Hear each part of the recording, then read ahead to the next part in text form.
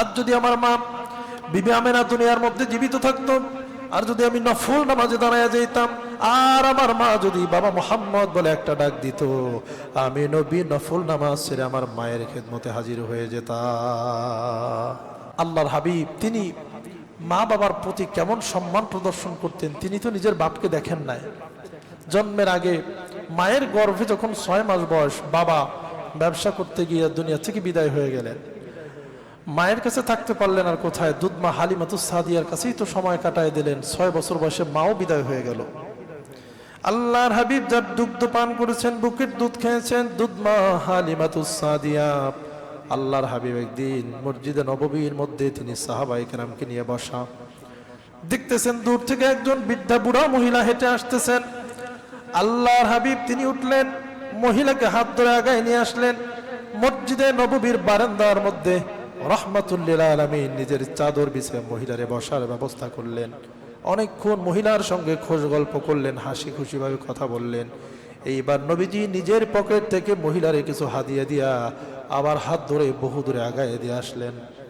এমন আশ্চর্য ঘটনার সাক্ষী সাহাবায়ে কেরাম অবাক হয়ে তাকাই রইলেন। ইয়া রাসূলুল্লাহ, যেই নবী না হইলে আসমান জমিন হইতো না, সেই নবী এমন কোন মহিলা যার সম্মানে নিজে দাঁড়িয়ে গেলেন, আগায় নিয়ে আসলেন, আবার চাদর বিছাইয়া বসতে দিলেন, হাসি খুশি দিয়ে কথা বললেন, হাদিয়া দিয়ে আবার আগায় দিয়ে আসলেন। নবীজি বললেন, সাহাবীরা, আমি আমার মায়ের আদর পাই নাই, বাবারে দেখি নাই, এই হলো আমার দুধ মা, যার বুকের দুধ আমি পান করেছি, এই হলো সেই হালিমাতুস সাদিয়া। আজ যদি আমার মা বিবি আমেনা দুনিয়ার মধ্যে জীবিত থাকতো, আর যদি আমি নফল নামাজে দাঁড়ায় যেতাম, আর আমার মা যদি বাবা মোহাম্মদ বলে একটা ডাক দিত, আমি নবী নফল নামাজ ছেড়ে আমার মায়ের খেদমতে হাজির হয়ে যেতাম। এটা হলো আল্লাহর হাবিবের সম্মান। আর তার উম্মত হয়ে নামাজ পড়ি, কিন্তু মা বাবার সঙ্গে ভালো আচরণ করি না। এটাও হচ্ছে ইবাদত। নামাজ পড়া যেভাবে আল্লাহর নির্দেশ, রোজা রাখা যেভাবে আল্লাহর নির্দেশ, হজ জাকাত পর্দা হালাল হারাম তমিজ করে চলা যেভাবে আল্লাহর নির্দেশ, মায়ের খেদমত, বাবার খেদমত করা, তাদের সঙ্গে ভালো আচরণ করা, তাদের সঙ্গে রুক্ষ আচরণ পরিহার করা, এটাও কার নির্দেশ?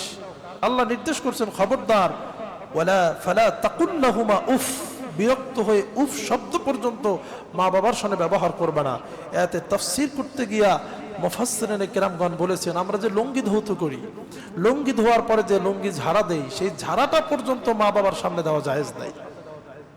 আজকে আমরা এমন সন্তান তৈরি করছি, সন্তান তো না শয়তান, কি কথাগণ ঠিক কিনা? সন্তান তো না শয়তান।